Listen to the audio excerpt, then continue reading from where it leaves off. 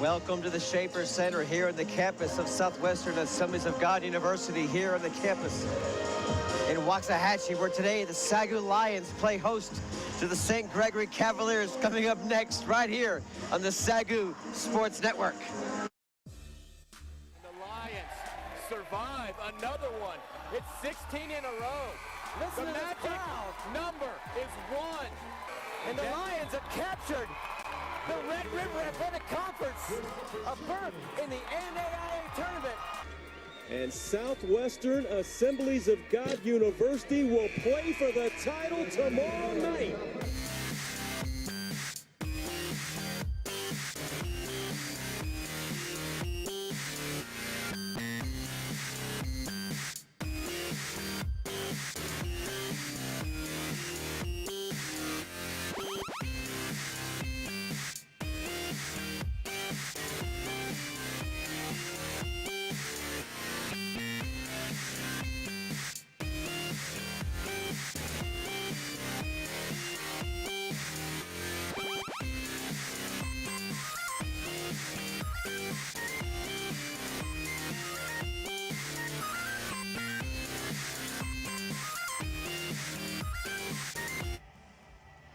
And welcome courts, everybody. He's Tim Roberts. I'm Rob Price. Tyler Evans will join us in just a second today. A matchup of 2 top 20 teams in the NAIA. Number 5 Lions right here at home in the Schaefer Center.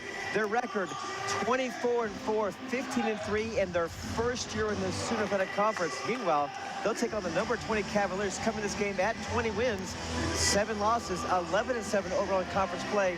About 10 days ago, the Lions on this court wrapped up the conference run against Northwood. So what do the Cavaliers tonight have to play for? They have a lot to play for, don't they? Cavaliers have a lot to play for. They are sitting right now at number 3 in the conference. Chance to pass by Oklahoma City for number 2. Also a chance to fall if they were to lose tonight. There are only 2 games separating number 2 from number 5 in this conference. So after SAGU, like I said, locked it up with 2.5 weeks to go, it is a log jam from then on to decide who's going to really battle for that pole position. These teams have been at-large bids, too. SAGU has the automatic bid so far. There'll be 1 more automatic bid to whoever wins the conference tournament. Besides that, SUNY usually sends 1 or 2 at-large bids, and there's a lot of teams that will be fighting for those. They could make a huge chance tonight, a huge case tonight, the Cavaliers, if they were to win, for why they deserve that at-large bid from this conference. Last time Lions played, easily won against Ecclesia College. That's a non-conference game. More on that in just a second. But first, let's kick over to Tyler Evans, who's standing by with our head coach, Donnie Boswick. Tyler. Thanks, guys. Now, Coach, big battle tonight against the number 20 Cavaliers. Now, what will you be looking for in the team to close off this home schedule with a win? You know, we got to be more physical. The other night, I felt like our sense of urgency after clinching wasn't there. Waylon had a little more urgency. These guys are playing for their postseason life. You know, we're lucky enough to be already got our ticket, but that doesn't mean anything. We got to get a lot better. Tonight's a great test for us. They're a great team. Took everything we had to beat them over there. So we're just going to come out here and try to really play more physical. Now, looking to the thoughts of all the fans with the big tournament and game to come, what will it take to achieve that ultimate goal? You know, we've got about a little less than a month to continue to get better. You know, we haven't had a game this year that we hadn't had a chance to win, so I know we have a chance to win about any game. The key is to be able to peak right at the right time and put 5 games together where we're really, really playing well. And so, you know, right now it's all about getting to that point. And so every game, every practice, everything is just trying to focus on little things, details. Thank you so much, Coach, and good luck in this last home game. Back to you, Robinson.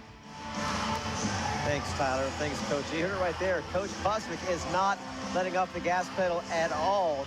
Meanwhile, St. Gregory's needs a win to lock up that top 5 spot, which would give them essentially, Tim, a bye in the opening round. Right now, these Cavaliers are number 10 in the nation in field goal percentage at 48%, number 17 in the land in scoring offense. They score at 87.5 points a game.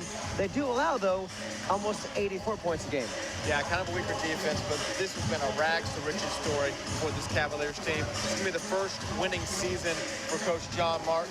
This team was at the bottom of the SAGU Athletic Conference last year. They were the cellar dweller. Now they're hanging with all the best teams, a chance to be the #2 team in the conference. The surprise team of the year, really. Prime team. No one was picking them to do anything. They have pulled up by their own bootstraps, shocked everybody, and they are going to try to finish off the shocking tonight by pulling off a win over SAGU. They played really well in close games. They're 14-4 in games decided by 10 points or fewer.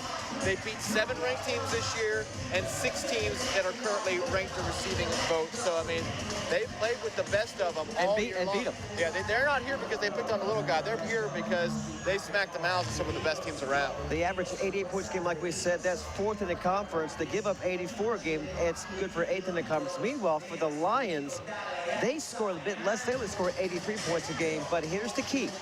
The Lions yield 10 points less a game than do their counterparts. They give up just 73 a game. That's good for 2nd in the entire conference. What about St. Gregory's? Well, St. Gregory's, they're a lights-out shooting team, which goes straight against what SAGU is pretty good at keeping. They lead the SAGU Athletic Conference with 48% shooting a game.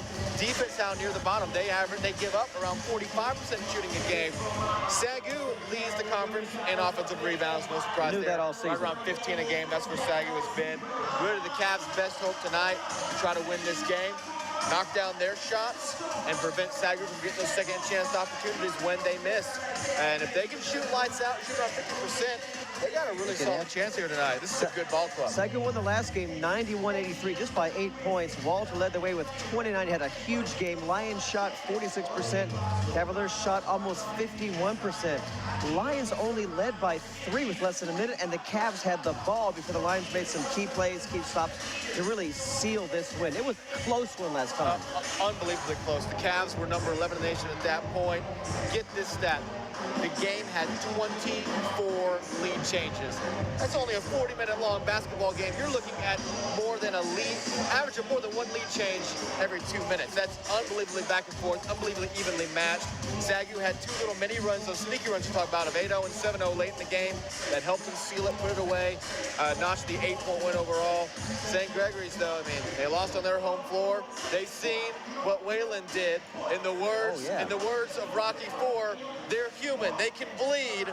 We can beat them at home. SAGU can lose at home. It broke a 22-game win streak. They can pull off a win in the Schaefer Center. They know because they saw Wayland do it. We're pulling out Rocky tonight. It's a Rocky IV atmosphere here tonight, I tell you. Bostwick, after the game, the first time they played, said, quote, it was a match of 2 really good teams who mirror each other in so many different ways. Combine that with the fact that in this game, the Cavs have a lot more to play for, let's be honest, than the Lions do. And this could be perhaps one of the most exciting games in our final broadcast of the season here on the SAGU Sports Network. It really should be a thriller. We had a thriller Saturday night with Wayland, even though SAGU was on the wrong end of it. This should be a thriller. And like you said, they have a lot more to play for. St. Gregory's. That is a big intangible tonight. Don't forget about what desperation can do for you in a close game like this. Some key players for the Cavaliers. Tilford Thornton, 17.5 points per game. He has the ability to just take over the game sometimes. He's not the leading scorer, but he can just really seal a game. Marty Wilkerson leads the team with 21.2 points per game. That's number 9 in the nation. Also leads the team with 4.7 assists. Lastly, Josiah Campbell. This guy averages a double-double. Leads the team with 10.2 rebounds a game, averages 10.3 rebounds a game, and has 7.8 of those as defensive rebounds a game, which is number 3 in the NAIA. So he can really dominate on both ends of the floor, be that inside player that can just frustrate the Lions so much. We saw it with Jerice Thompson on Saturday night. That inside man can really just frustrate SAGU to no end. Josiah Campbell has a big game tonight for the Cavs to pull off this win. And for the Lions, we'll go a different route tonight, Tim. We're going to call the entire team as the key players. We've named about everybody all season long, but here's the point. From this point on, there's grueling tournaments ahead, grueling tournament games ahead. Will the resolve and strength be enough to carry them back to Kansas City? Lost a key player in Mike Newellaway last year. Can this team be as good as they were last year? The rankings hovered around the same. They ended the season last year about number 6 in the land. They're number 5 right now. They won a conference crown, did it again this year. A little different look to the team. Do they have what it takes to get back? So we're going to call the whole team as the key players tonight. Well, again, the whole team has to be one unit. You cannot win in the NAI with just 1 or 2 players. In the Sooner tournament, you'll have to win 3 games in 3 days if you want to win that tournament, which SAGU does. They would love to be able to claim the regular season and the tournament championship. But that's 3 games in 3 days. As we know in the NAI tournament, you got to win 6 games in 7 days. It's so grueling. It's impossible for a basketball player practically. For the one player to find a way, 6 games in 7 days is impossible. For a team, it is possible, and that's what it's all about. You have to be the complete team, and so that's why you can't just say, okay, it's got to be Rambo and Gentry and Walter all the way. No. You got to have Guidry. You got to have Mitchell. You got to have Mills. Everybody has to start playing their best basketball now. Maybe not tonight. This one doesn't quite matter as much, but starting next week, starting when the bus rolls into Kansas City, this team has to be good 1 through 15. It can't just be 1 through 5. And it's senior night here. I should say we're going to honor the seniors. Dominic Rambo and Caleb Gentry, their last time playing a game on this home court in the regular season. We'll hear a lot about them tonight. The quick break, be right back here with National Anthem, starting lineup and tip-off right here on the SAGU Sports Network. Stay with us. Fight o'er the ramparts we watched were so gallantly streaming, and the rockets' red glare, the bombs bursting in air, gave proof through the night that our flag was still there. Oh, say does that star-spangled banner yet wave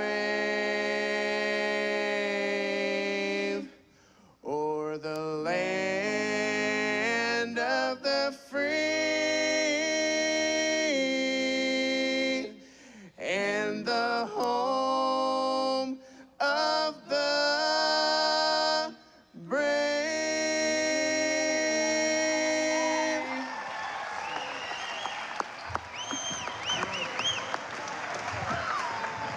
The Sherman Mountain Boy.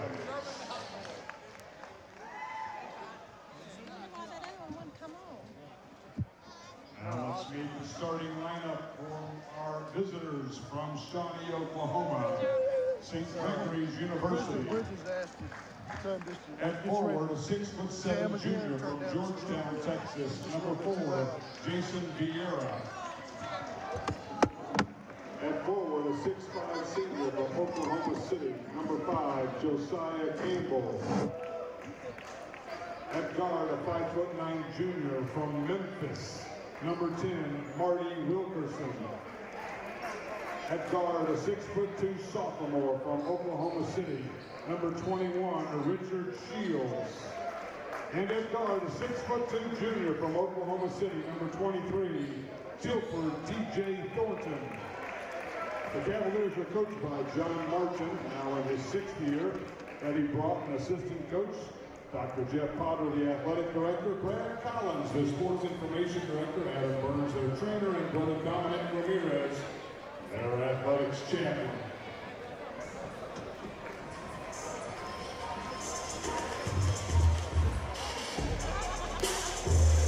And now, the starting 5 for your SAGU Lions. They call the 6' senior from Hondo, Texas, number 2, Caleb Gentry. And guard, 5'11" junior from Houston, number 12, Tyler Gentry. And guard, a 5'10" senior from Dallas, number 20, Dominic Rambo. And guard, a 6'4" junior from Garland, number 21, Jonathan Walter. And at forward, a 6'5" sophomore and a blue one, number 32, Emmanuel Adoy. Lions are coached by Donnie Boston now in the short season. Assistant coaches Gary Jones and Kyle Tucker. Taking another very the team champion.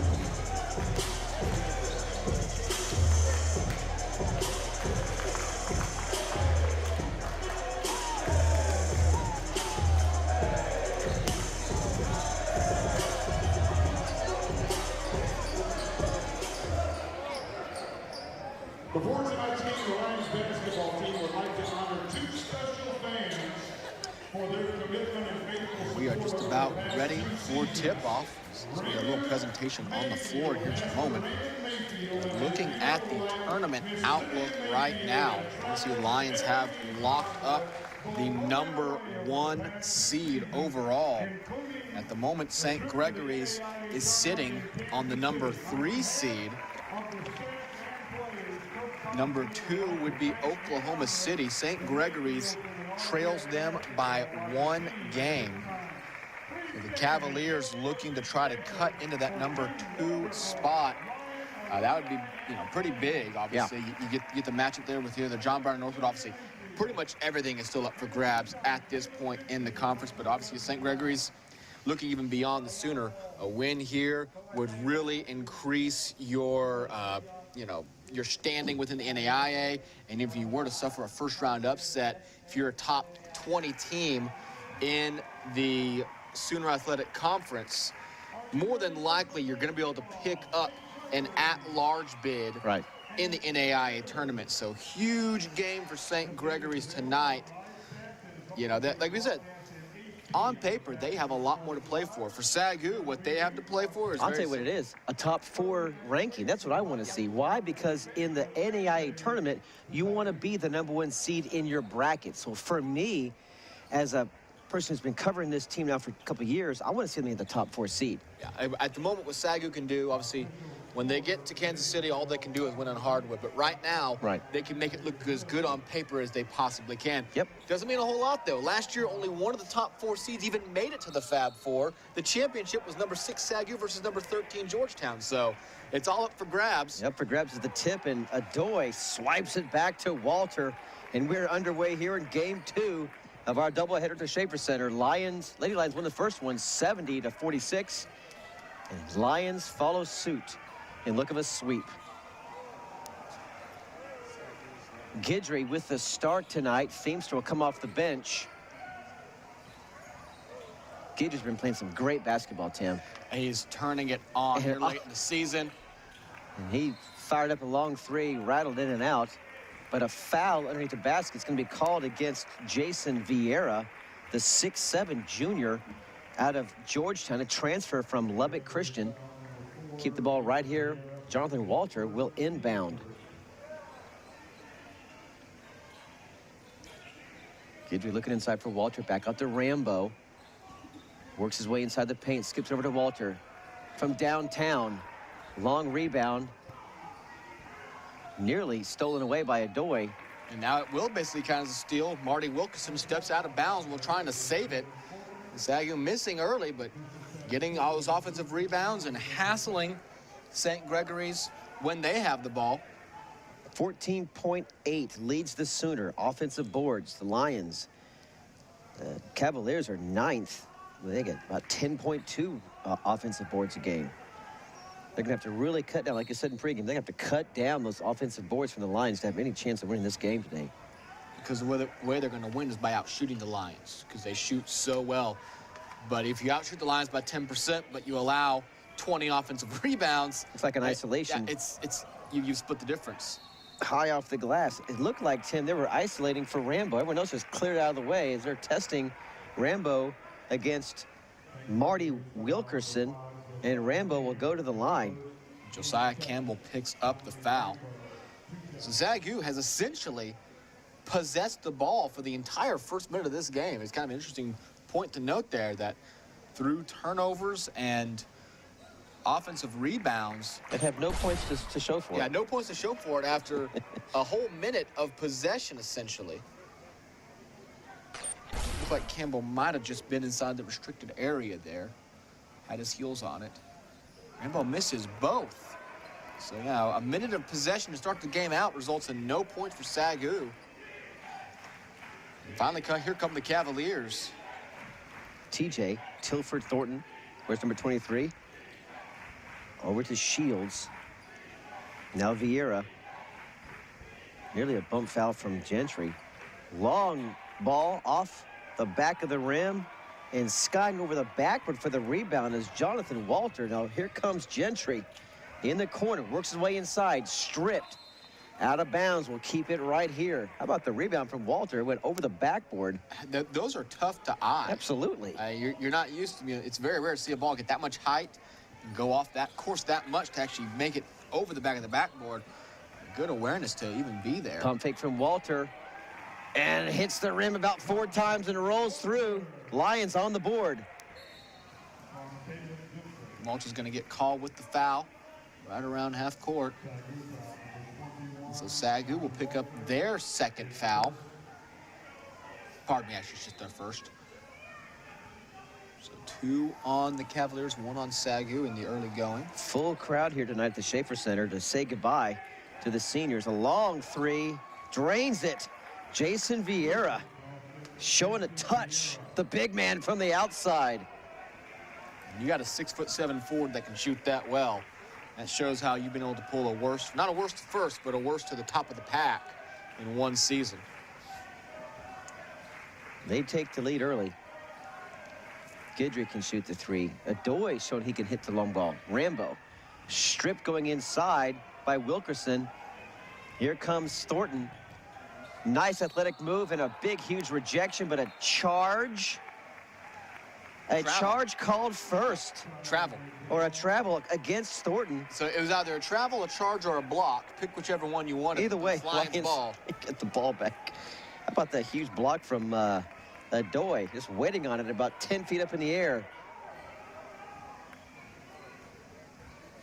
Guidry works his way left into the paint, over the right side, uses the rim with some help to guard against a defender. Just does it 1 step at a time. Doesn't have to speed inside, just, very solid dribbling, shifting your feet, keeping moving inside, inside, inside. All of a sudden you're into the basket, and you work your defender right in the position you want him at.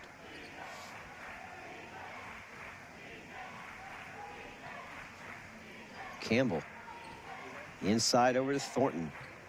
Hassled by Adoy. 7 on the shot clock. Spots up a 3, 2 flat, long rebound. Here comes Gentry. He knows what to do with it. Pops back over to Guidry. Rambo works inside and whistled. That's his 2nd foul going to be called on Jason Vieira with the hold.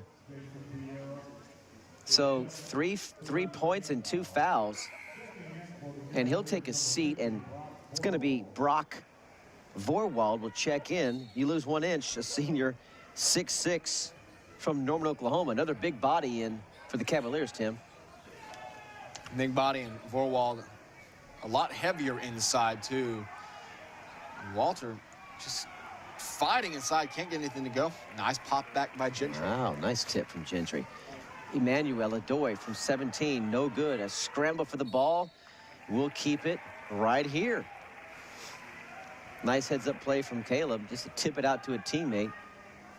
Fresh 35, Rambo from downtown, off the glass. Almost got that to go in.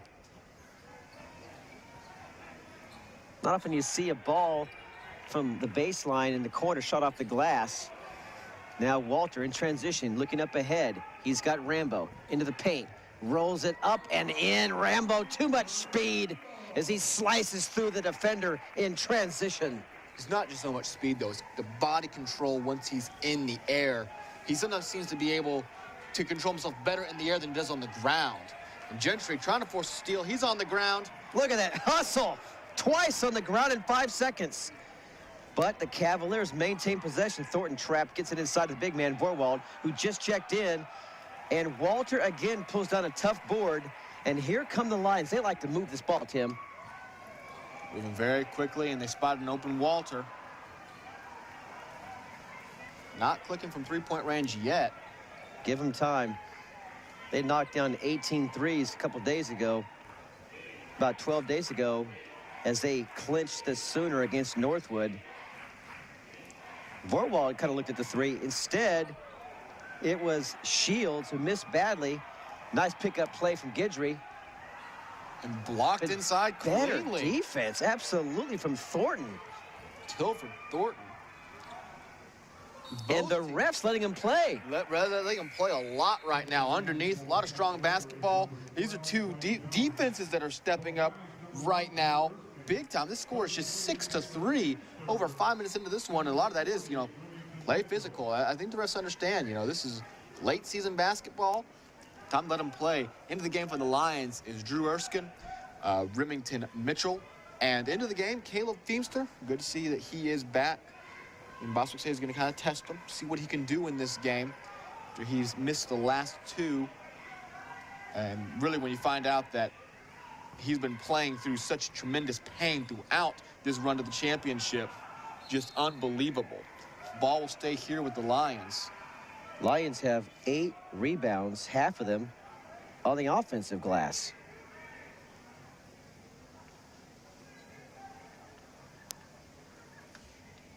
Seems to be the one to inbound the ball. It's over 5.5 minutes in. Gentry backs up his defender beyond the arc, spots Mitchell over to Erskine, whistled for the walk. Drew Erskine just checked in, little too antsy to clear some space, turns the ball over. Already you kind of see what, what the effects of these good defenses so far, what they can do to a team. You start trying to get one step ahead of yourself to get that edge on the defense. Very low scoring game so far. Foul inside, and that's going to send the Cavaliers to the line. Trey Jones will go to the line. A nice athletic move. He was fouled up in the air. He's a junior. He transferred, Tim, from another Sooner Athletic Conference school, Southwestern Christian College. He misses the first. 68% free throw shooter on the season. And just goes inside. Mitchell was not set yet. He picks up his first foul. Can't convert on either of them. And Vorwald's going to be whistled for dragging down Mitchell. I think Vorwald's got about a good 60 pounds on Mitchell and just took him down with him. 4th foul on the Cavaliers. So both teams really standing strong on defense right now.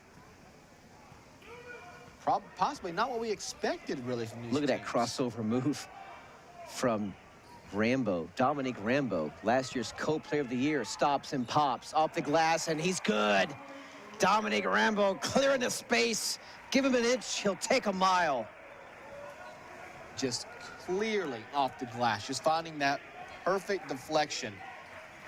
Gentry knocks that one almost loose. He's been all over him so far, just hasn't been able to convert a steal. Mitchell tried to get that ball out of Vorwald's hand, but doesn't. A nice inside play from the big man. It looked like Mitchell actually got a hand on it. Would have been a block if the shot hadn't just found a way to power through. And after a number of tips, finally lands. Feemster looked at the three and dragged the foot. It's a turnover in basketball. Checking into the game, Josiah Campbell, and they'll give Vorwald a chance to catch a break. Lines up 8-5, and like you said, Tim, a really defensive battle. Both teams playing good, solid defense right now. Honestly, playing tournament defense. Playing like this is a tournament, which, especially for St. Gregory's from this point on, this is the tournament. Playtime's over. Mitchell battling for the ball. Jump ball, and that'll stay here with the Cavs. Trey Jones got a hold of it.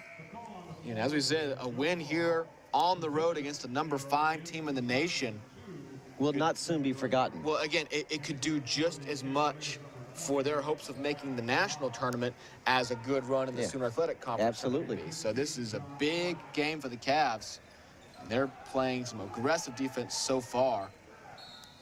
And another, boy, a lot of these guards up beyond the arc are dragging their feet trying to clear. The rest are letting them play, but they're not letting them get away with walks. That's for sure. Right. They are identifying that immediately. That's my favorite kind of game to play, where whistle for the easy ones, but let them play inside.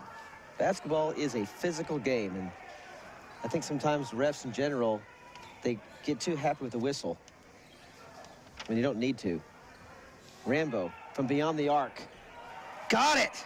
Dominique Rambo from downtown.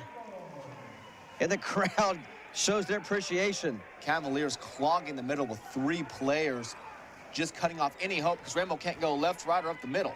they'll have a guy for him. And returning the three is Aaron Mazabuko. Yes, I got that name right. The junior from Dallas. So yeah, Rambo's gonna have to take the shots from out there. He takes another one. Here come the Cavaliers. Crossing the timeline. It's Clark.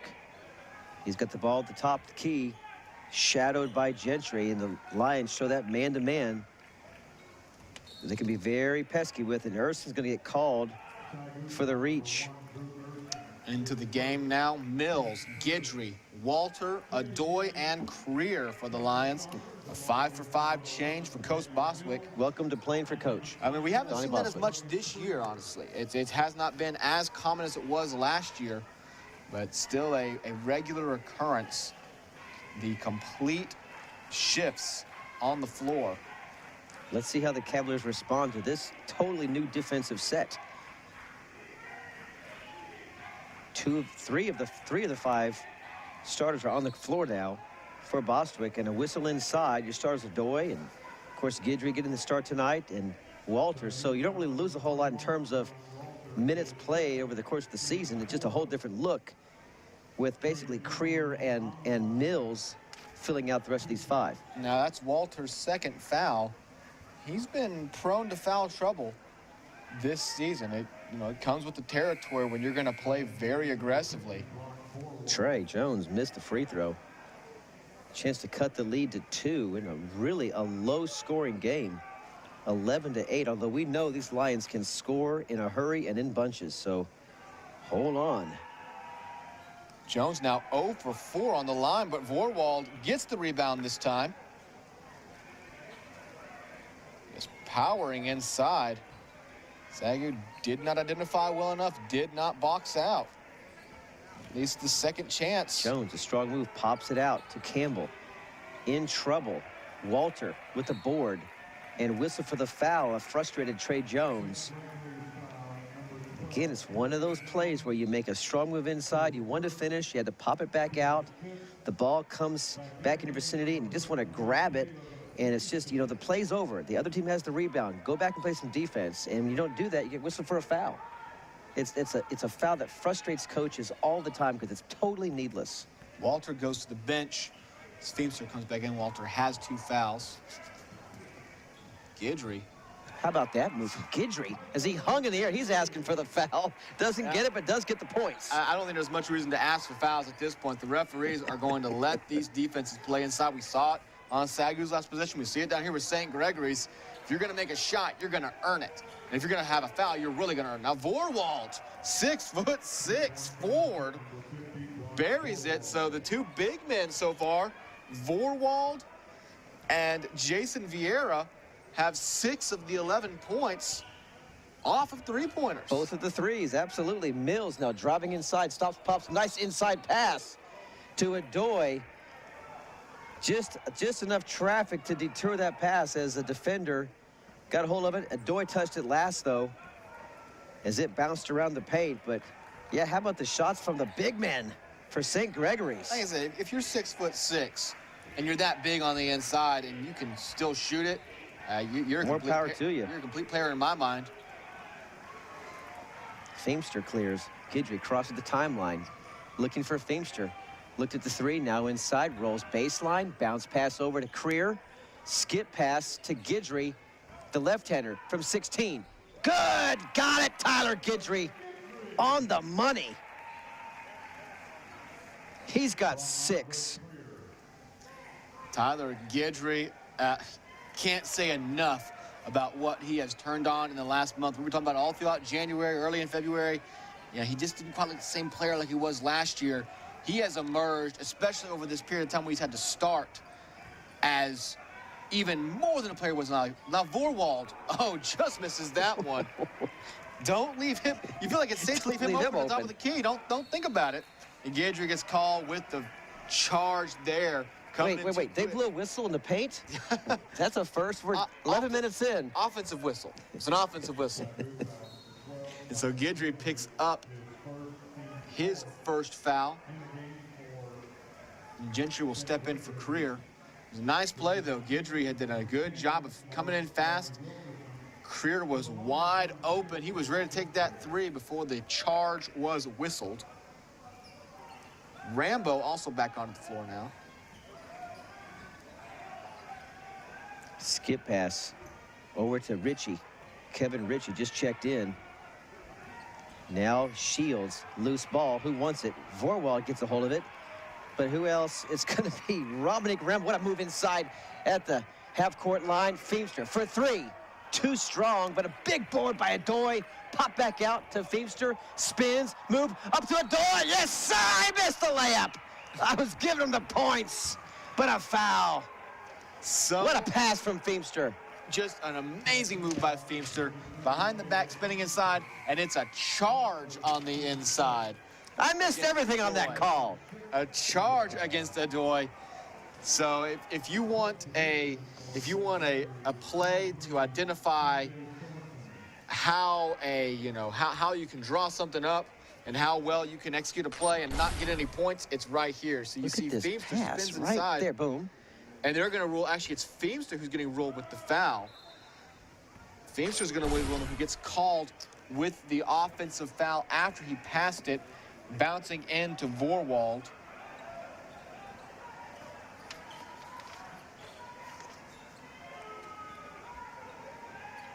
TJ Thornton, they call him TJ, Tilford Thornton. In the corner, tipped away by Rambo. We'll keep it right here, Dominic Rambo. Chase Davis comes in for Emmanuel Adoy. Davis has been seeing definitely an uptick in his playing time. Coach Boswick really trying to integrate the freshman into play, and I think it has a lot to do with the fact that he is 6'5", and this team needs all the height they can get moving into tournament time. Oh, he got Gentry in the air and ripped out of the sky, and lading it back up and in is Richard Shields. Rambo thought he had complete control of that. Shields just pulled it out of his hands. This is an athletic team, Tim. These Cavaliers. Gentry works his way top of the key, now inside the paint. Bounce pass over to Chase Davis, who just checked into the game. He'll go to the line. Nice feed, though, from the senior, Caleb Gentry, with such court awareness, such vision. Looking for the big man underneath, rewards Chase for being at the right spot at the right time. Davis, he's a freshman, Tim, from Garland, Garland Christian High School. His first free throw, too strong. See the replay, just good bounce pass. Reversed his body, really. It's a really good bounce pass inside. Now the opportunity for points, missed the first. Second one rattles out. Rebound cleared by Aaron. Really struggling from the free throw line so far. 0 for 4 for St. Gregory's and 0 for 2 for Southwestern. We'll make it 0 for 4. 0 for 4 now, for that one. So both teams combined 0 for 8. It's Aaron Mazibuko who ties the game up with the jumper. How did two teams ranked in the top 20 go 0 for 8 from the free throw line 13 minutes into the game? Yeah, they know how to foul the right people. Rambo airballs that one. You always have an answer for everything. I can't get you at all. Inside, another foul's going to be called, and now the Cavaliers will have a chance to take the lead.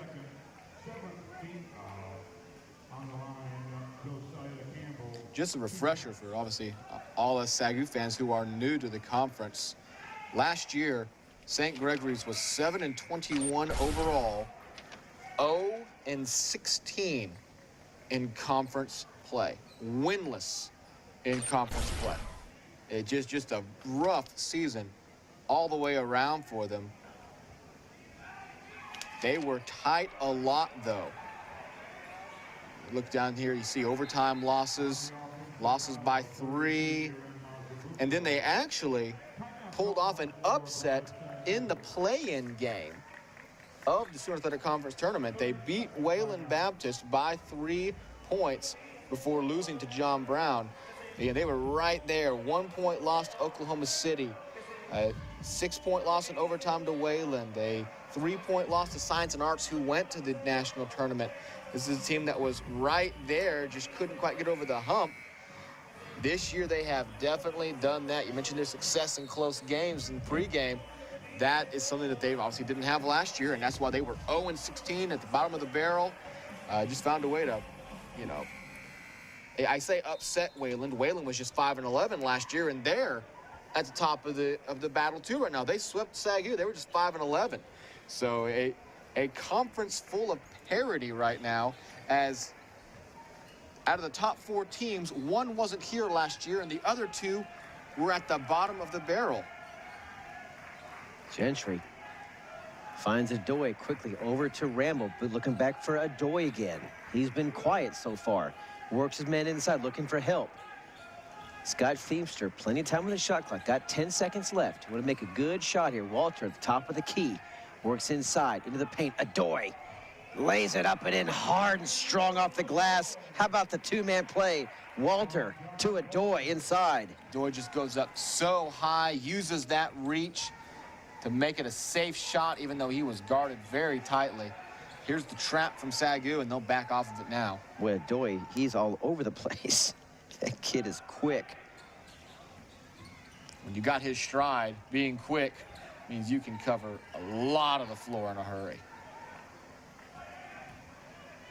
The pick was set, but Gentry comes up with the steal and will draw the foul. Careful there. Thornton will pick up the foul. It's his first. 7th of the half on St. Gregory's. Now we'll see if Gentry can break the collective slump between these 2 teams from the free throw line. Oh nope. My gosh, we have jinxed him. He was going for the ball. Well, it looked like it was almost clean. It was till he came down. It's a clean hit on the way down. He hit Gentry.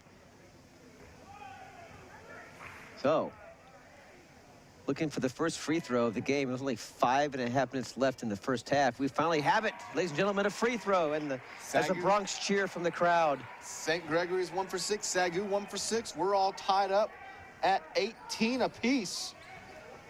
Assists are knotted. SAGU has a +1 turnover ratio. Fouls are tied.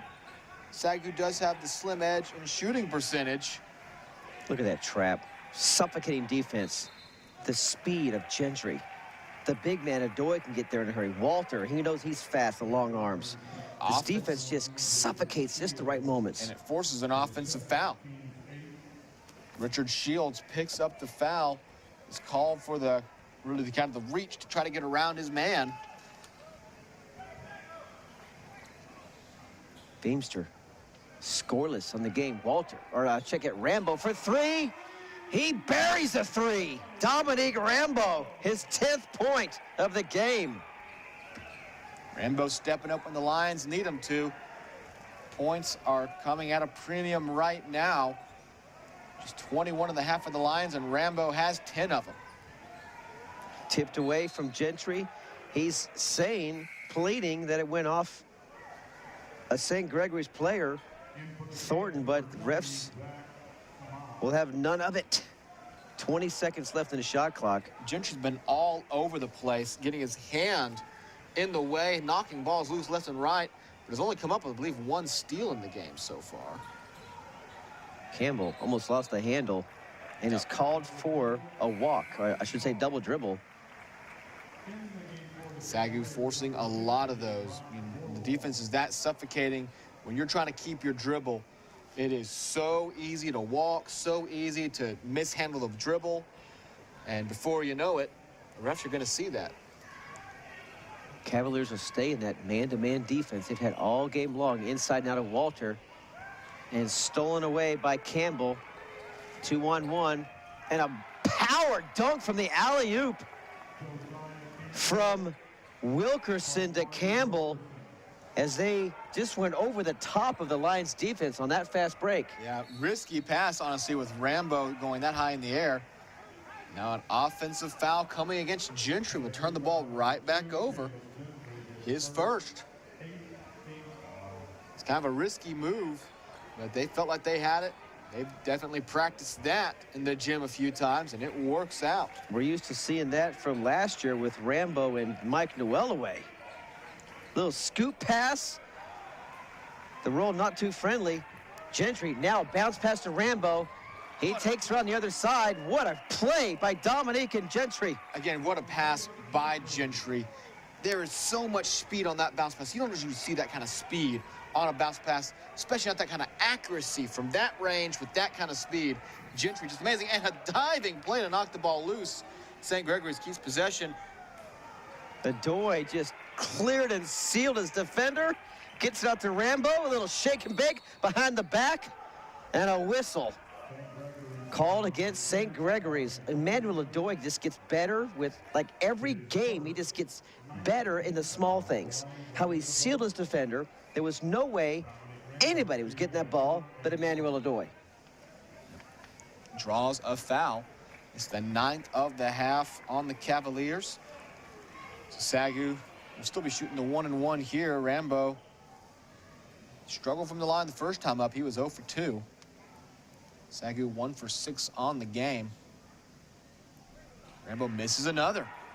It's just feast or famine for him from the free throw line. He's either knocking them all down or he's missing them all. There's pretty much never a game he just shoots 65–70%. Nice inside move. The feed from Wilkerson to Campbell again.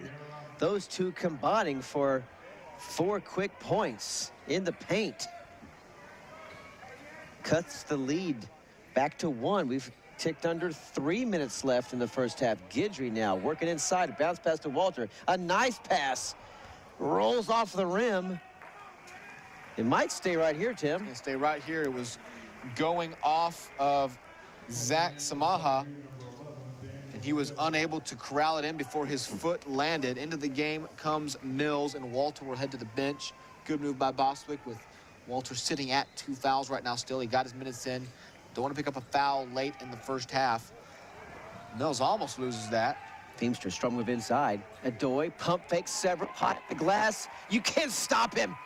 You can only hope to contain him. Emmanuel Bedoy. Great move to get Vorwald in the air. Really got all 3 defenders in the air at one point or another there. And once he finally cleared it all out, it was an easy step to the basket. Left-hander for 3. On the money is TJ Thornton. He's got, well, that's his first points of the game. But he knocks it right back up. St. Gregory's answers again. Feimster strong inside, pass behind his back, and a whistle. He may have been bailed out. Let's wait to see if it stays right here. He's going to get called for the foul. Well, he's not going to call for that. He's going to pick up the foul. Foul is going to come against Josiah Campbell, his second, and that's the 10th foul of the half. So Feimster goes to the line for 2. SAGU is shooting about 6 times better from the floor than the line at the moment, and Feimster continues that tradition. This is a free throw. Have to look at that stat at the half, but needless to say, in a game where the score is tied, both teams can look at free throws at the moment, and St. Gregory's is 1 for 6. SAGU's now 1 for 8. Points being left on the charity stripe early on. Feimster hits that one, but remember that late in the game. You know, when you're wanting those points late in the game, you usually remember the points you lost maybe 4 or 5 minutes ago, Don't forget the points you lost with 5 minutes to go in the first half. Those points count the exact same as the points you scored in the last 2 minutes of the second half. Big strong move from Vorwald. And once he had the move, once he picked up speed, I mean, just get out of the way. Not a chance to stop him. Yeah, it's not going to happen. And Bedoy will pick up the foul as well. So Vorwald puts the Cavs ahead. And he also puts the bench scoring total to 14-1, Tim, in favor of the Cavaliers. Yeah, Bedoy wasn't quite set. He had left his feet. And Vorwald will go to the line with a chance to put the guests tonight up by 2.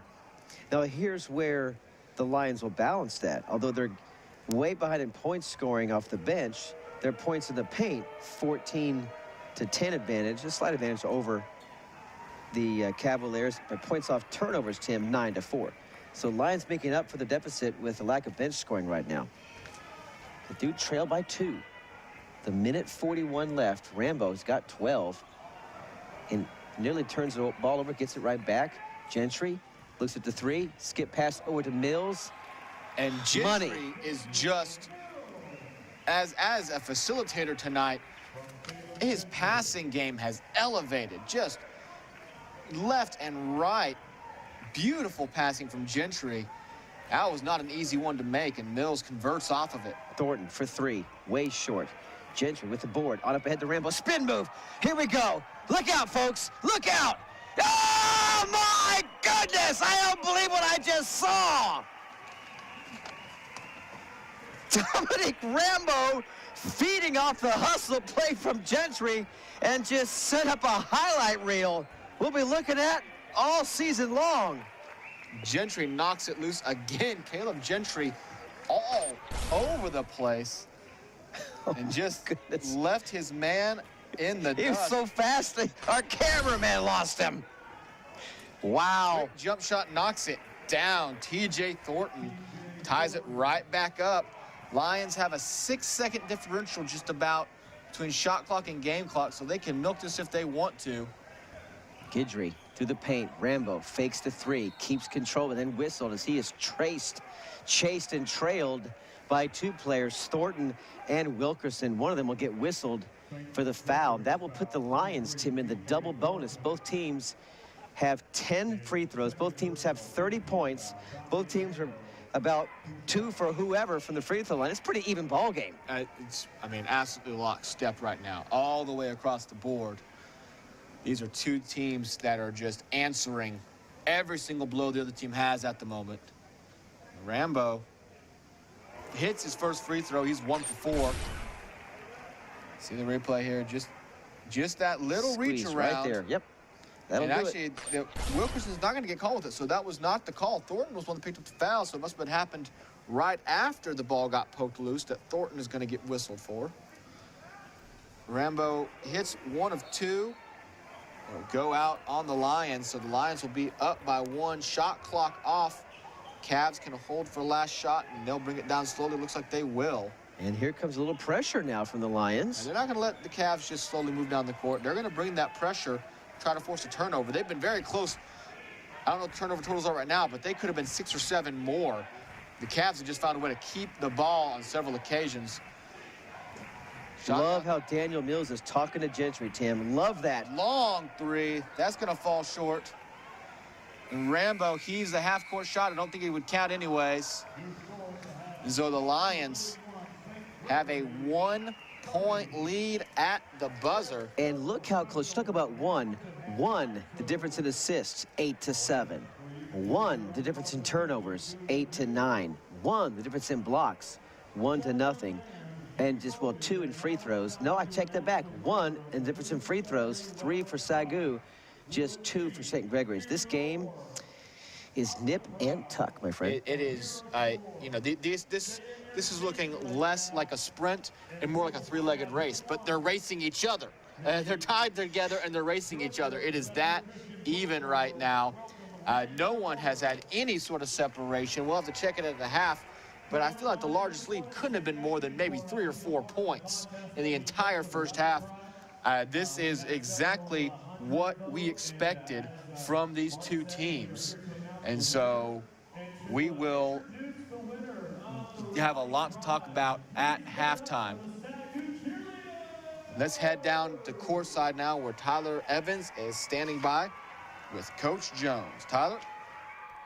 Thanks, guys. Now, Coach, this is a heavy defensive game with both teams definitely standing their ground. So what do we have to do to win tonight?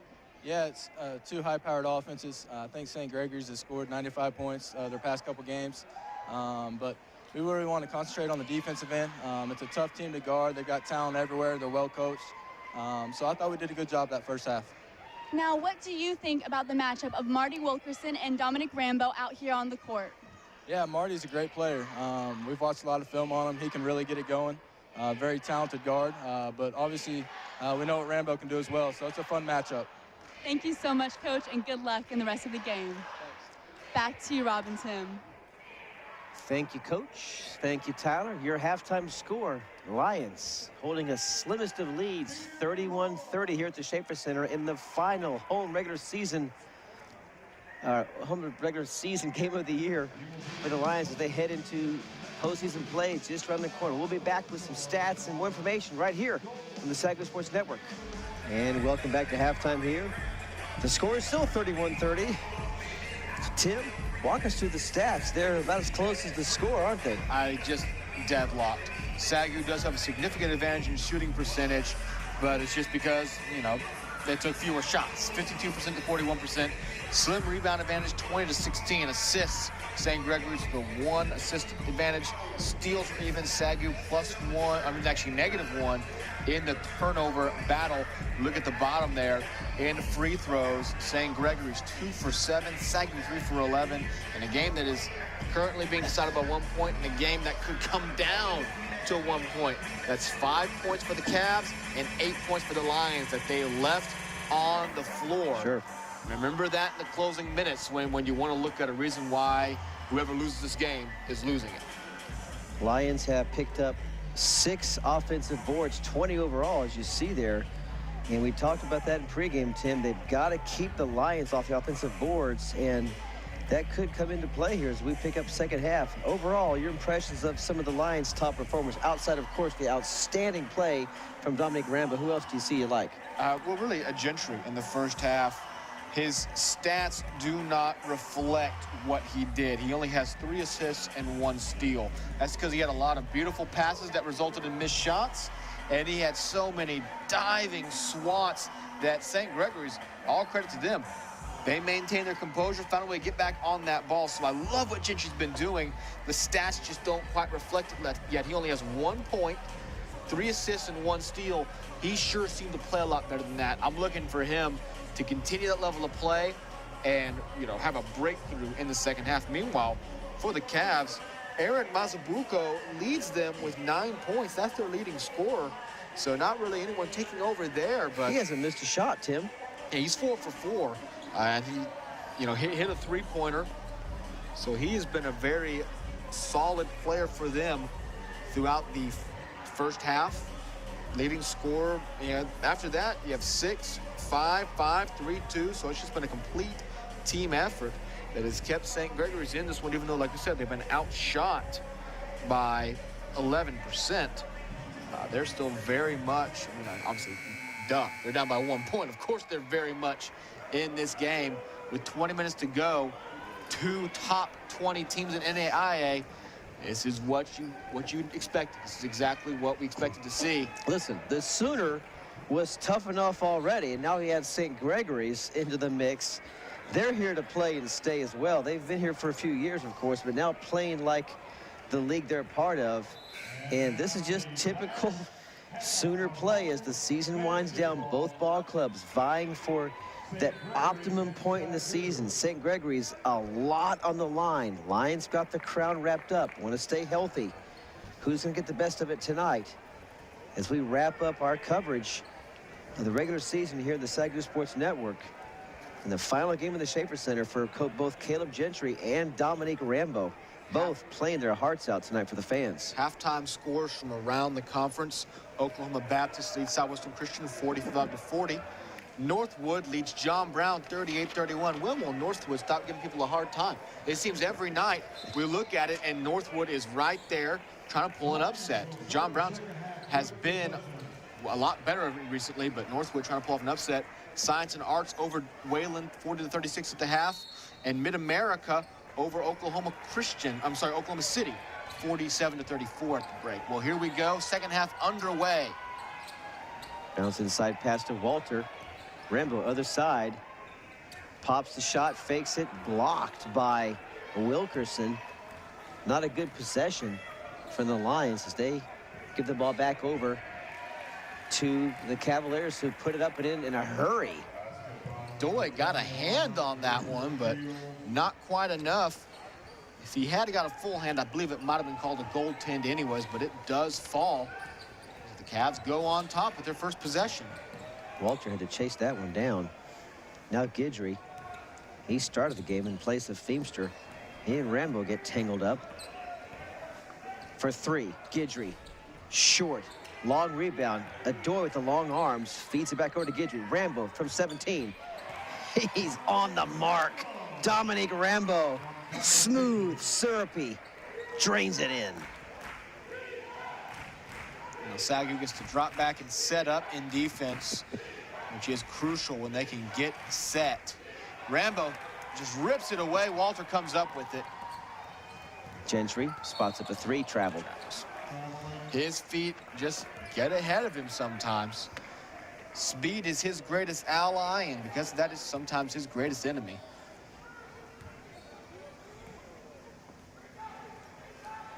Marty Wilkerson, the junior, transfer from Dyersburg State Community College out of Memphis. Works the ball in for the Cavaliers. Now here's Vieira. He scored the first points of the game, a big three-pointer. Get things going here. Now over to Thornton. Airballs a three from the top of the key, and the crowd reminds him of it.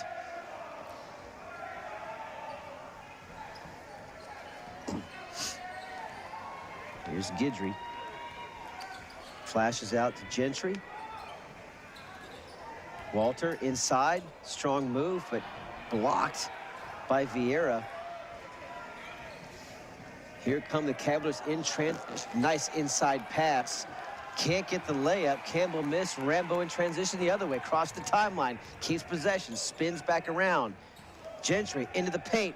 Works his way left, back right. Misses the layup on that end. So two missed easy layups for both ball clubs. That wasn't an easy layup. Well, it was easy for him. Beautiful move. We've seen him make it all year long. Got to hand it to these defenses right now. They are playing solid basketball on the defensive end. Gentry with a good defense there just makes Wilkerson hold on to the shot for way too long, and he airballs it. Adoy. Boy, will he take the three? He'll go on, take it strong. That is an interesting layup, I guess. The finger from about a step in front of the free throw line. When you've got arms like Adoy's, though, that's not too much of a reach, pardon the pun. Okay, I'm going to date myself. Reminiscent of Artis Gilmore of the Spurs. With the finger roll. No one knows what you're talking about. 3-point, no good. And I believe you are talking about the Iceman. Gervin! I meant to say Gervin! George Gervin! I love those Spurs run together. That was a fake player, I think. Meanwhile, Rambo, a Rainbow Rambo, and he's on the money. Dominique Rambo from downtown. He has 20 of SAGU's 38 points. Stepping up big when the Lions need him, and they've pushed the lead to 6. That matches the evening's largest lead. Rambo, he just squares up, looks it down, and by the time he goes into that position to launch it, if you're 2 steps away, it's too late. You're not going to get in his face in time to contest it. You only have to hope that he's missing. He's missing on his own because you're not going to be the one to challenge it. The Lions have quickly their largest lead of the game. Not much, but in this game, 6 points. Feels like 10 right now. It's been very back and forth. This feels very reminiscent of the game we covered earlier this year. I believe it was against Mid-America, where we just said this phrase over and over again.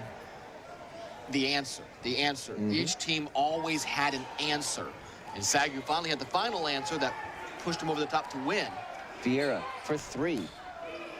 Adoy with the clear. Guidry quickly up ahead to Rambo. In full transition, the floater off the mark. And a whistle underneath. And that's just wrong place, wrong time for Rambo. There was no foul till Campbell actually fell.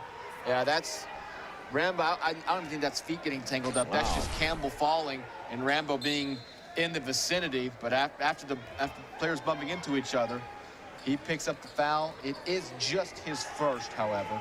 So no foul trouble for Rambo. First of the half on the Lions. Campbell tried to whip it around inside, looking for Shields, and Adoy snuffed it out. But we'll keep it right here. 23 remaining on the shot clock. And a furious start to the second half by the Lions. Campbell. And they're going to rule it a blocking foul inside on Guidry. He's telling Adore that he was set. He's thinking that he was set, but the rest did not see it that way. Take a look at it here. Boy, that's tough to tell. He looked pretty set to me. Very tough. Again, with these new rules, I was watching NCAA the other night. Again, you want to look at it, the end of the game between Duke and Syracuse. You see that right there. All these new rules, it's so hard to determine what a charge is. And it's created confusion, not just in the NAIA, but in nationally televised NCAA games. They're trying to limit what a charge can be. They're trying to give the benefit of the doubt to the offensive player. But then you see things like that and go, well, by which rule book are we calling it? That one goes in and hit the front of the rim and rolled it to the back of the rim and in. Campbell. Cavs hit 1 out of 2 there and cut the lead back to 5. Teamster works his way left over to Gentry. He's been quiet offensively, but played a great game defensively. Now picks up this pace. Look how fast he is, Tim. Just goes for another speed. And he's going to be called for the walk. Huh, okay.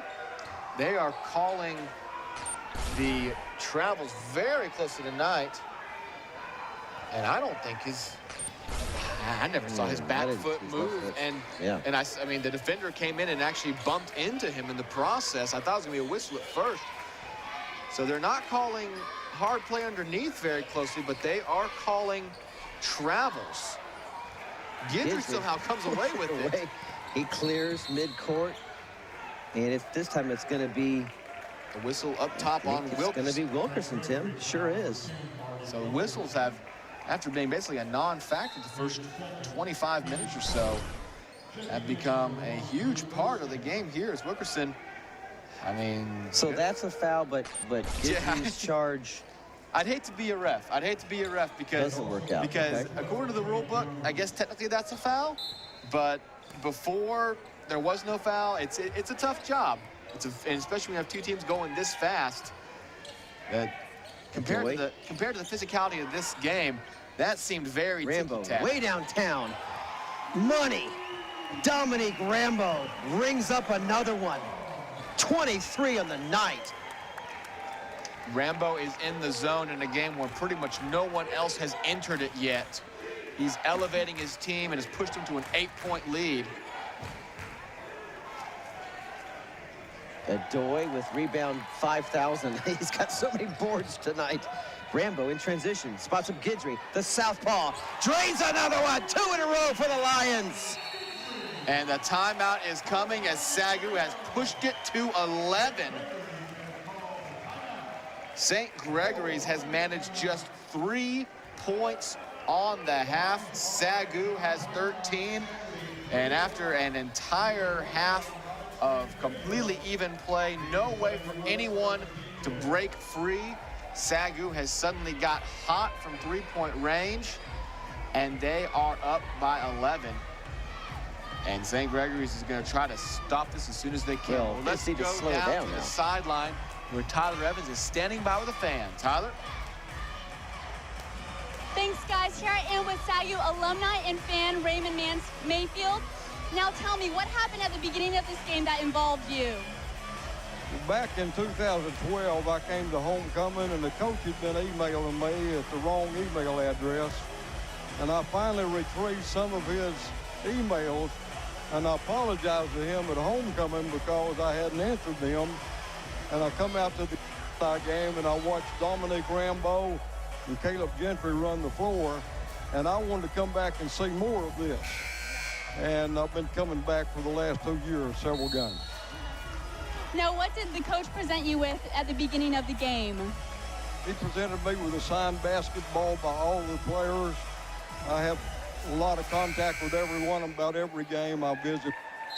Great bunch of guys, good Christian boys, great team. Thank you so much. Enjoy the rest of the game. Back to you, Rob and Tim. Wow, what a great story. Great fans here, young and old for Schaefer Center.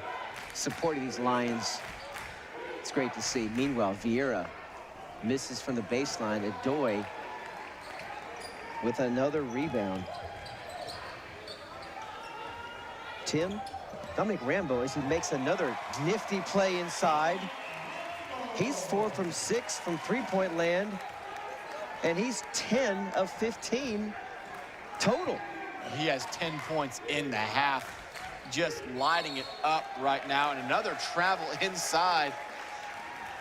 You can't take 2 steps in this building right now. You are going to get whistled for it. Another turnover. SAGU was pushed to lead to 13. Quick up to Erskine. Adoy Nice underneath. pump fake. Whistle good. And the bucket counts. The hoop and the harm.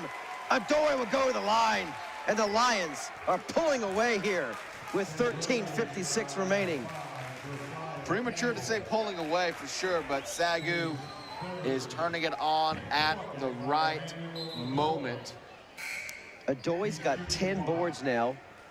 He's got 8 points. He's approaching a double-double. SAGU is currently on, pending this free throw. Attention Mount. A 16-1 run. Wow. They have gone over a 16-1 run over the last 5 minutes. I call that taking control of the game. I beg to differ. Going up by 16. There's still a lot of time left, and the Cavs have it in their arsenal to pull back. The big man. Wow, Brock Vorwald just says, I'm going to go to the basket, and you're not going to stop me. Yeah, if he gets any momentum on the outside, gets the open lane, too easy. So finally breaks, and he's at a 16-1 run. Adoy looking for point number 11. Gets point number 11. He's got a double-double. Adoy with 11 points and 10 boards. Just amazing control to somehow get inside. Is that going to count? We'll wait and see. Yeah, that's going to count. What a bucket from Wilkerson. Going quick underneath. The foul comes against Feimster, his second. Wilkerson quietly, just look at this, goes inside. Reverses, switches hands, reverses inside and lays it in. Feimster's standing there saying, I don't know what I got called for, but here's a chance for the three-point play. And for St. Gregory's, you're going to need some moments like this. Try to stop the bleeding, cut back into this lead, and make it a game. Reminds me of my high school days playing basketball. Yeah, those were the days. Misses the free throw, though, so the lead stays at 14, and free throw problems continue. Gentry works the right side. Well, Walter looked at the three. Inside now to Adoy. Lost the handle on it. A little too high, a little too much velocity. We'll turn the ball back over to St. Greg's. Down 14 on the heels of a 16-1 run, like you said, Tim, for the Lions to begin this second half. But St. Gregory's fighting back. Another nice inside move. That one rolls over and out the rim. Walter now out up ahead, past the timeline to Rambo. Gentry gives up the three into the paint. Gives it over to Adoy. It's Adoy and Gentry on this possession. Long rebound. Flies out to Brock Vorwald. Under 12:30 remaining in the second half. And a whistle out top. Moving screen violation called on Vieira. Turns it over. Third foul of the half on St. Gregory's. Vieira's picked up his third foul. He will stay in the game for the moment. No, now he'll head to the bench. Lions have extended their lead in the points in the paint battle, Tim, to 10. They lead 22-12 in the paint. Really starting to, and that's something that they had a lot of problems with against Wayland in the loss. So we're unable to get any sort of inside game working. We're relying on outside shots. Kept him in the game, got him to overtime, but Adoy, or check that, Rambo gave up the three in midair to Walter, Tim. Walter travels. As he scratches his head, wondering what happened there. Unfortunately, we don't exactly keep track. It just counts as a turnover. We don't keep track of each individual travel, because I'd like to know what the record is. Because I feel like combined, these two teams are getting close. Well, it's 11-12 in turnovers right now. And Vorwald not on the mark there. He was earlier. I'll tell you what, this is interesting to see Vorwald and Adoy battling up top constantly. These are the two big men who are supposed to be down inside, elbowing and muscling for territory. Instead, they're outside like the 2 point guards shooting threes. And the Cavaliers stayed at man-to-man all game long. They've been there. And Doy has his hands full tonight. He high screen picks for Rambo. He scoots around, finds Guidry, and another whistle outside called against St. Gregory's. Both teams have 5 steals, 11 assists for the Lions, 10 for St. Gregory's. Turnovers now 13-11. Southwestern's committed 13. Team fouls pretty close too, 14 and 12 overall. But the Lions, on the strength of that quick surge early on, 14-point lead. Rambo now, look at that. Quick he is, and look how on the mark he is. Dominic Rambo in the zone. He is contributing in every way for the Lions right now. 28 points on the night. Quick inside move. Trey Jones lays it in. St. Gregory's needs to really start formulating an answer on both ends. That's the key right there. They got the answer offensively. Can you begin to pick up the pace defensively and stop these lines? How about that back screen move from Rambo? Nearly completed it. Just goes off Walter's chest. And the issue right now is not stopping these Lions. It's stopping one line. Dominic Rambo has 28 of the Lions' 54 points. He is accounting for over half of their scoring. You got to find a way to neutralize him right now. Make the other guys prove that they can earn their keep on this team too. Now we know that they can, but they're not right now. They're kind of playing sluggishly. They've made some turnovers. Vorwald and one. Puts a Doy on his back.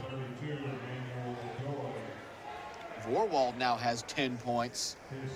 The senior from Norman, Oklahoma, out of Norman High School, trying to keep his Cavaliers alive. They cut the lead to 13. We're under 11 minutes remaining in a really pivotal, important game for these Cavaliers. As you said, Tim, just 2 games separate 4 teams from 2nd through 5th. Nice move inside, and Vorwald celebrates with a fist pump. I want to welcome all of our viewers watching this broadcast in or near the Shawnee, Oklahoma area. As your Cavaliers fighting for position in the Sooner. A much improved team over last year. And another offensive foul, I believe, against Gentry coming. No, it's going to be against Feimster. That's his 3rd.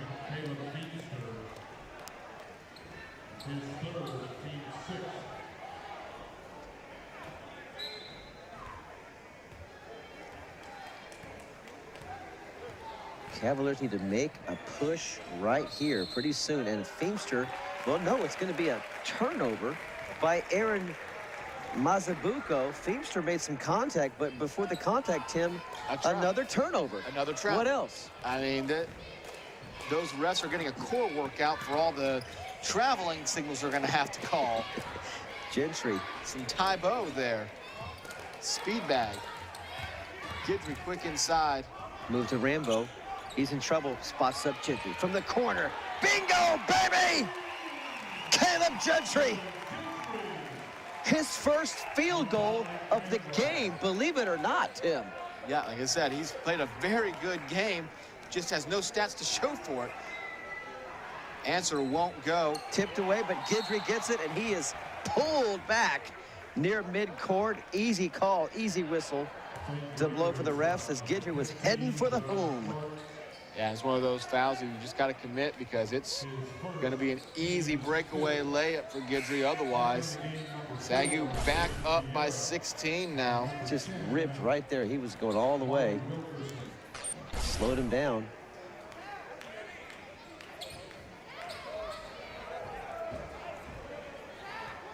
Under 10 minutes remaining. Lead 16. Rambo trapped, gets it out to Gentry. A long 3. Drains the 3. Feeling it. Caleb Gentry. He's got 7. 2 threes in a row. Turning it on now. Lions up by 19. St. Gregory's needs to start answering. The Lions have figured something out on offense. Oh, what a good pass inside, Tim. The 2 big men. We talked about them all night long. Jason Vieira got the ball inside to Josiah Campbell. Couldn't complete. Just seemed to lose control of it on the dribble. Might have even dribbled off of his foot. Goes out. SAGU, the 16-1 run has put them ahead, and they are trying to seize control. Foul down low going to come on Marty Wilkerson. It's the 6th of the half on the Cavaliers.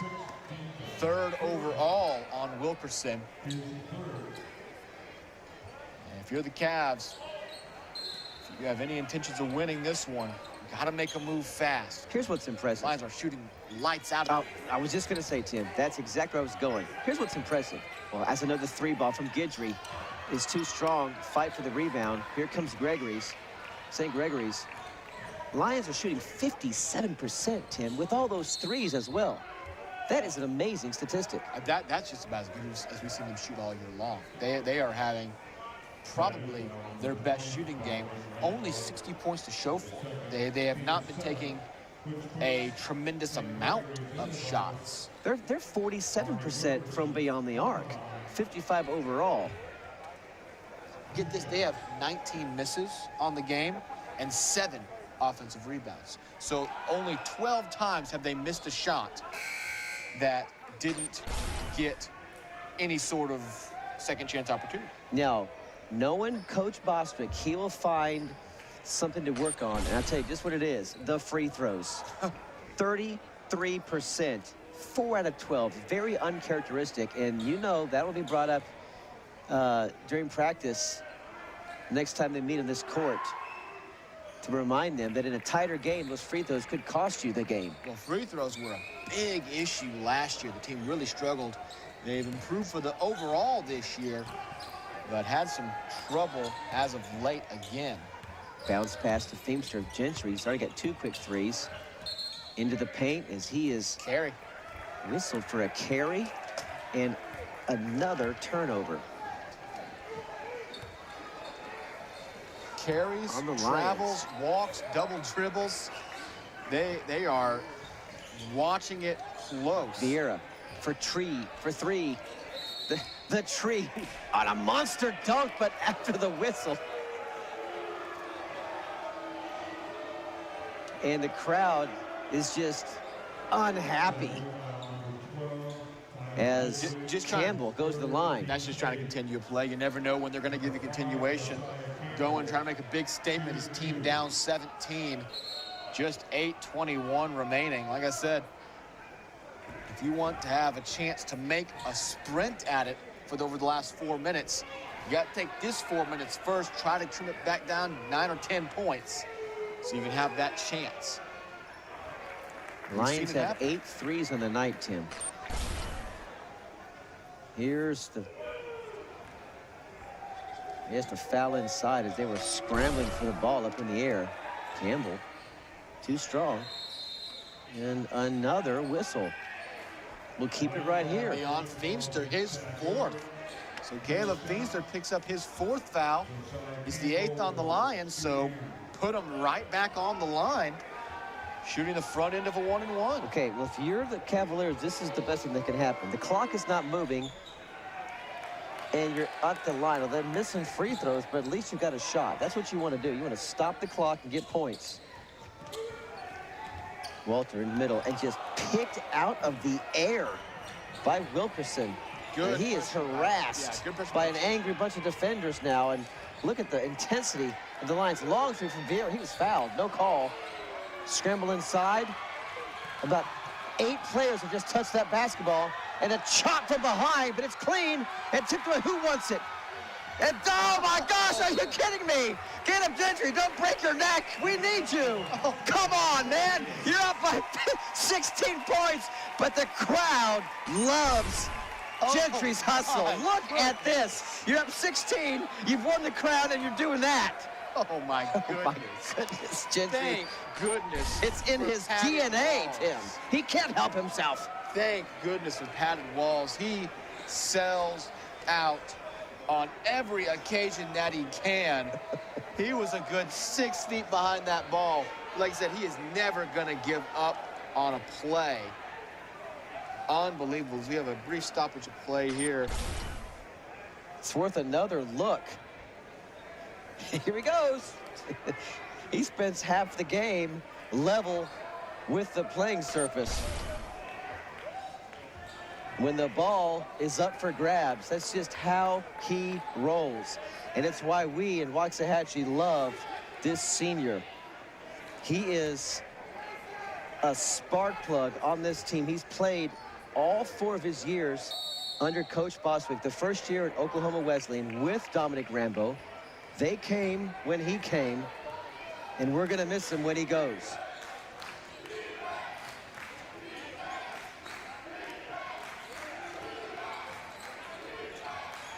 Vieira works inside, picked away by Rambo.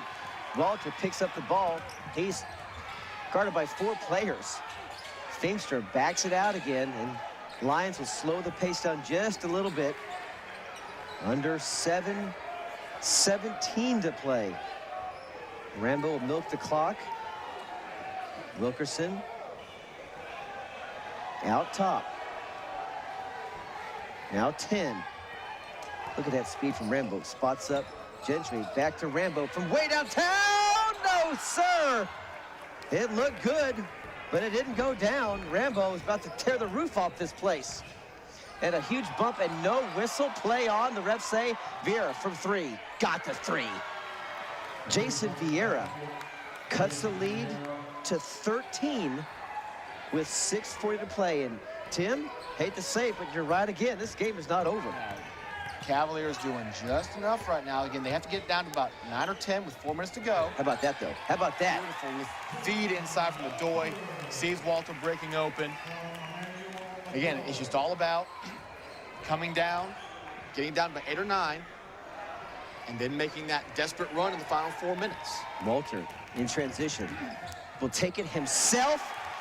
Easy off the glass. Walter, he's got 6. The lead back up to 16. And Walter and 17. Yeah, Walter and Gentry. Long 3. They can just find that way after having an entire game of being very quiet, breaking open. Walter 4 points in a matter of seconds. From downtown, Gentry. Feimster. Boom, baby! Feimster nails another 3. And a timeout on the floor. Feimster with his first 3 of the game. Off the bench tonight. And as soon as they trimmed it down to 13, it's 20. Just over 6 minutes remaining. Looks like here it is. St. Gregory's put himself right in the position they need to be. You see the replay here, the pass inside to Walter, and then Walter easy laying it up. And then Walter out to Feimster. But they get back within 13, right within that striking distance, make another 2 stops, get another 2 baskets. You're just down by 9. You can make a desperation run towards the end. Now you're making a desperation run from now until the buzzer, as SAGU has pushed it back to 20. Their largest lead, I believe, of the game, right, Tim? This be their largest lead? If not, it's near it. Oh, 20 is, yeah, their largest lead of the night. They have pushed it to, and we've seen that so many times, getting their largest lead with about 5 minutes to go. And the Lions maintain their torrid shooting, 57% from the field, 47% from beyond the arc, 37 rebounds to 24 for St. Gregory's, 7 offensive boards, and I'm not sure our cameras can catch it, but one of our old friends is back in town tonight, Jason Crawford, who finished up here about a year ago, back in town, and he was a fan favorite in the jungle, hanging back out with the monkeys tonight, going crazy.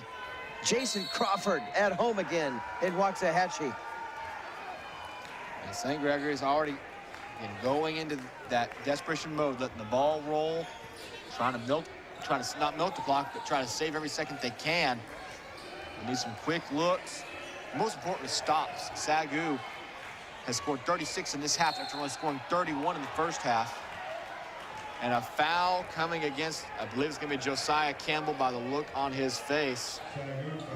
It's on Feimster. Oh, no. Campbell's upset because he didn't miss the layup. That's why he's upset. He wanted that easy bucket, and Feimster able to keep the ball from going in, but does get called for the foul. Well, it's Guidry, actually. It's Guidry, and it's his fourth, Tim. Yeah, he gets his fourth foul. And another missed free throw in a game that's currently 20, so, you know, not exactly a thriller at this point, but again, it's currently 20. The Cavs have now missed 10 free throws. That was good. They are 7 for 17 on the night.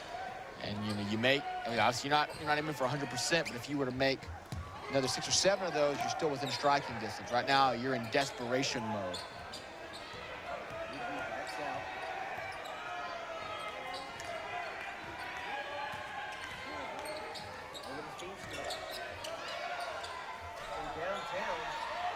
Gets the easy, friendly bounce. Hey, not the most on-target shot you'll ever see from Caleb Feimster's hands. Hits the front of the rim, hits the backboard, comes back in.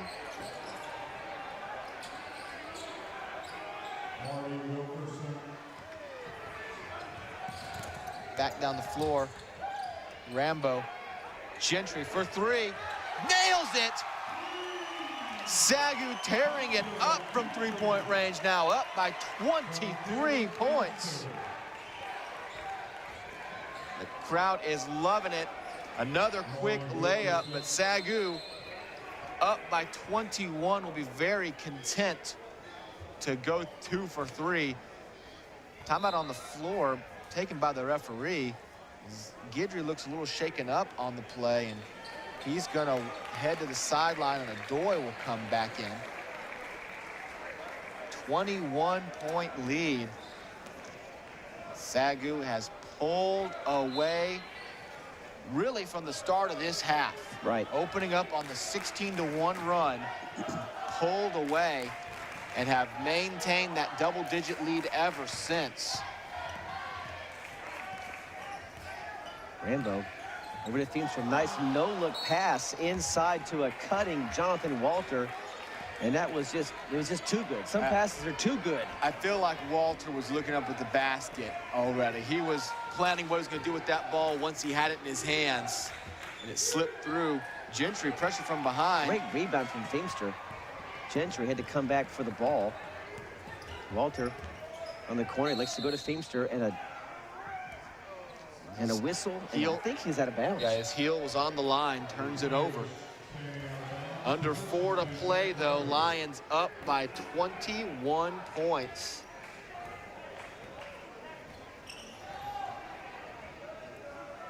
These Cavaliers give up 84 points a game. And on mark to do the same tonight. Lions have 73. Alley-oop pass to Walter. Just unable to finish. Yeah, just a bit too high. Gentry, another swat, knocking it out of bounds. Lions average 82. They're at 73. They may hit their average tonight.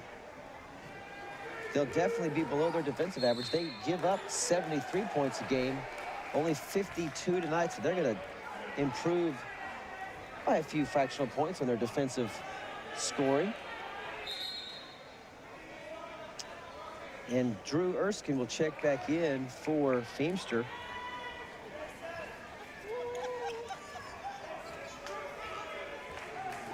And the Lions will elect just to slow it down here. Milk some more of the shot clock. High pick from Adoy. Rambo keeps his dribble alive. Now over to Walter. Erskine into the paint. Almost lost the ball, but it looks like he was fouled as he made his way into the top of the paint to the free throw line, and that'll send him to the free throw line.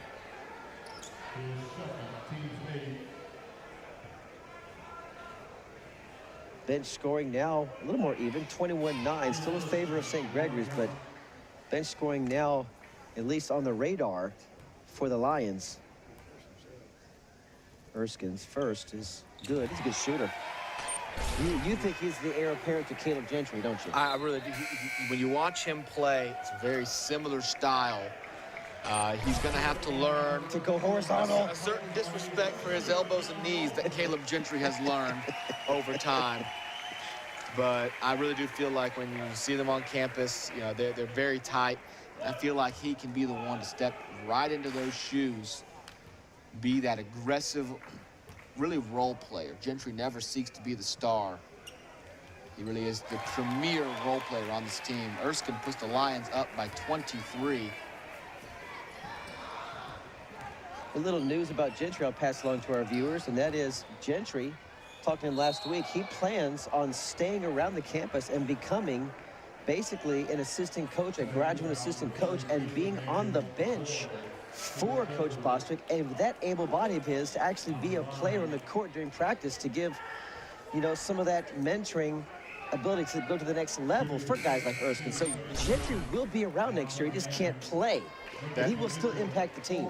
That's a great guy to have on your practice squad. He wants to be a coach one day, too. The Lions are checking players out one at a time. Adoy heads to the bench. His final home game of the season. All the players in their final home games of the season. Obviously, right now, you got to realize that this is the last time that Dominic Rambo and Caleb Gentry will be on this floor, at least in any sort of game situation. They'll stand a few minutes longer. Clayton O'Neal rolls one in from the right side. One of the fan favorites, Clayton O'Neal, on the board. Nice pass in transition and a whistle, a blocking foul. Don't hang in the rim. It was to keep from falling on Gentry. Just trying to land on Gentry there. What'll be interesting to see, Tim, is if whether Bostwick takes out Gentry and Rambo at the same time, or if he takes them out one at a time so the crowd can show individual appreciation. What a special thing these two guys have done for this campus. Rambo's been here 3 years now. This is Gentry's second year here. Rambo stepped into a team that was, you know, already had some established stars in his first year. He was rusty. He was raw. He fired a lot of shots that made you go, why are you shooting that? But he had that raw ability, turned it into an unbelievable season last year. And then when paired with Caleb Gentry last year, transferring down from Oklahoma Wesleyan, and these guys, it's so weird to think now. We're like, oh, of course we're number 5 in the nation. Some people are even have this feeling of, oh, disappointed that we've lost 3 games. This is a team that had trouble year in and year out getting above 500. Making it to the Red River Athletic Conference tournament as the 6 or 7 seed was just natural. It's what happened. And with these guys, Rambo and Gentry, they have absolutely turned it around. They've absolutely turned this program into something. Obviously, it's not just them. A lot of players. Coach Bostwick is the reason they're here, obviously. He's coming down from Oklahoma Wesleyan.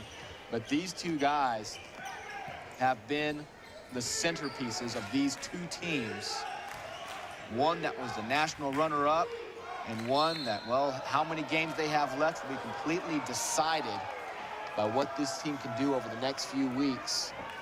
And it's just been, you know, really a pleasure to watch them play, to turn a program that no one had heard of into a program that is just, you know, everybody knows about them now. I think it's also appropriate for us to say it's been a pleasure calling games with you, Tim, for the last couple seasons. You're going to be moving on to some new adventures in life, and this is your 5th year here broadcasting on the SAGU Sports Network. And on behalf of our producer, John Cookman, and the crew, and you're a class act. We're going to miss you. You're part of the sound of this broadcast, and well done, Tim. You've really laid the foundation for this broadcast, and you are a big reason that we are a success. And as we talk about you, let's also talk about Dominic Rambo, Tim. Yeah, he heads to the bench right now, gives a final wave to the crowd, checking out one last time. And Rob, it's been an absolute pleasure. Again, not many people probably know it because behind the scenes most of the time, but I've been here since day one.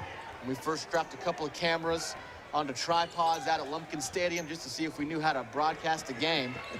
And it's been an absolute pleasure to see this broadcast go from something that was just a dream to the premier HD broadcast in the entire NAIA, something that everyone else is modeling after. Yep.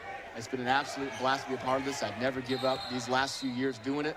And I know that it's only going to get better from here on out.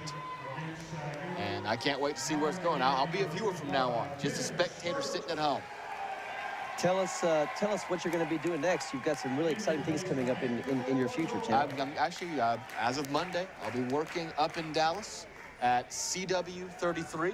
Awesome. With a new nightly news program that'll be starting up in about a month. And I'll be serving as a producer/editor with CW 33, producing daily pieces, pitching the ideas, writing all the scripts. Everything I learned here at the school how to do, and everything I've been able to get to do in practice week in and week out with the SAGU Sports Network. And it served me well, and it's going to help me on this next venture. So I could not be more pleased with it. Don't be a stranger. If you're ever back in town, if we catch you in the gym, we may put a mic in your hand, so be ready. So you'll always be able to pinch it for us. So I we'll can commentate. I'm not a very good interview, though, I've been told. 134 remains, and the Lions, again, this has been perhaps the best half of play we have seen them play. Considering how tight this game was in the first half, it really felt like undoubtedly this game was going to go down to the wire. Yeah. SAGU sees so much control. Here we are waxing eloquent about me now. I mean, how boring is that? SAGU has pushed it to an 18-point lead. Just really, like I said, I do think this is the best half we have seen them play in some time. Coming together as a complete team. Lots of rotations in and out. Everybody stepping up. Obviously, Dominic Rambo, the biggest, checking out with 28 points, I believe. 46 points in the second half for the Lions so far. They had 31 at the break. It may not be done yet. A minute left to play. This second, third string likes to score when they have the chance. Yeah, 28 points. You're right, Tim. 28 points on 11 of 17 shooting. 5 for 8 from beyond the arc. That's an average I'd like to see him carry over into some tournaments right there. 28 points in his last home game, not a bad one. And after a rough start, Caleb Gentry, 10 points. Not a rough start, really, just on the point. Yeah, on the point side, but finally, he had a great first half. The points just finally started falling for him. He finally got some steals. 3 for 3 from beyond the arc. And a free throw. So the Lions are going to hold on here as the teams back the ball around a little bit. Mo for 3. Ben starts with a rebound. Mo again. Cleared by the Cavaliers. Oglesby, another fan favorite when he gets the chance to play. Clayton O'Neal with 34 seconds left will push it up the court. Looking for his teammates. He spots up Reed Bruner from downtown. Misses left. Under 20, Lions will come away with a win in their final home game of the season. There's a scramble underneath the basket. Yeah, they'll move to 25-4 overall, 16-3 in Sooner Athletic Conference play. Here's Adam Martinez now. Where does Starks? Mo Oglesby to Bruner. 5 on the clock. They may elect it. Well, Martinez thought about it. And Clayton O'Neal will let it roll out of bounds or let it roll out of time. And we have reached the end of time. Your final score, 77-61. The Lions wrap up their home season with just 1 loss on this court. It's been a pleasure calling games, and the fans have loved every game that the Lions have given them on this floor this year, Tim. It's been a great home season. Again, 15-1 here at the Schaefer Center. The only loss coming on Saturday. Tough overtime defeat, but I think they've officially shaken that off by getting this win, a convincing win over the number 20 team in the nation. So the teams are going to meet at mid-court for prayer. We're going to take a quick break, come back with final thoughts on the game, the season, and a look ahead to what this team still has left to accomplish right after this. And welcome back to the Schaefer Center. Your final score, 77-61, another win. Tim, we'll give you the final word, the final thoughts before I sign off here. So your thoughts on this season, your thoughts as we look ahead on what could be another exciting run to Kansas City. I mean, it's so tough to lose in the national championship game because there was only one goal left. And so from that point on, literally everything else that you do, well, been there, done that. Clinch a conference, do that. And that pressure can get to teams. And you can relax because you've been there at the top level. You've been playing in the quarterfinals, the semifinals, on national television, the national championship game, and it can get you down. This team did not let that happen. They have completely stayed true to themselves, true to what this team is. They've fought through the whole year. Even they didn't have that letdown of, oh, we have to play games that are regular season games again. We have to play these meaningless games, quote unquote, compared to what you were playing. And now the Lions get to go back where they were. They're back right within grasp of where they were. It's not going to be easy. It's never easy. The best teams can fall in the first round in that tournament. The worst team can find its way through, but SAGU has got back. There was no letdown. They've finished this season. They'll probably finish the season ranked higher than they were last season. Right. In a brand new conference, a tough conference. So all the way around, really no matter what else happens from here, whether they get knocked out of the first round of the Sooner, whether their running Kansas City gets cut short, which, I mean, it feels like this team's good, but you never know. Yeah, absolutely. The best team on the best night can knock you off. This season has been a success. What's interesting is you mentioned this, 3 games to win the Sooner. They could do that. Then 6 games to win the NAIA. That's 9 more games. This season could only be, right now, at this point, 3/4 of the way over. Oh, yeah. Based on the number of games they've played already. So by no stretch is this season done. It's just really now beginning. You know, they talk about hockey, the season really begins in the playoffs. Well, these Lions have now been accustomed to playing important games, and it begins here in just a few weeks. So, yeah. And of course, from now on, no more broadcasts coming out of SAGU TV, so you have got to get plugged into our social media, Facebook, Twitter, Instagram. That's where we're going to keep you updated with all of the latest news, all the score updates, any watch parties happening on campus that you'll definitely want to be a part of. Those were just a blast last year. It'll be a blast this year.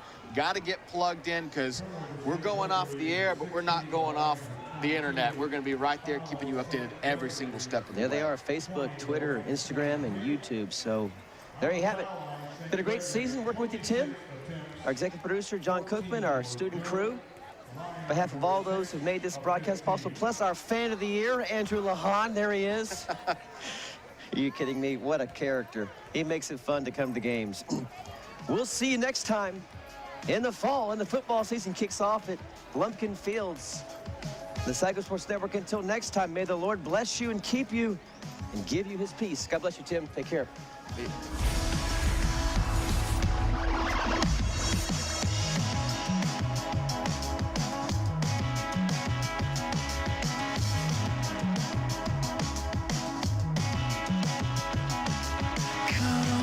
Complications, my claim to fame, and I can't believe there's another.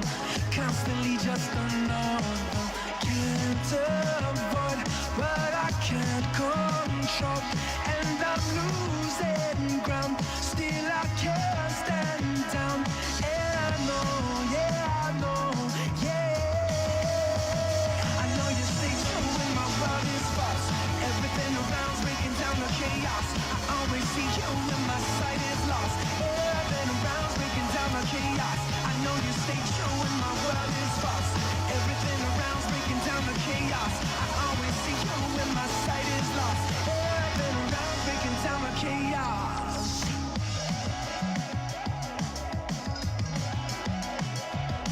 It's hard to trust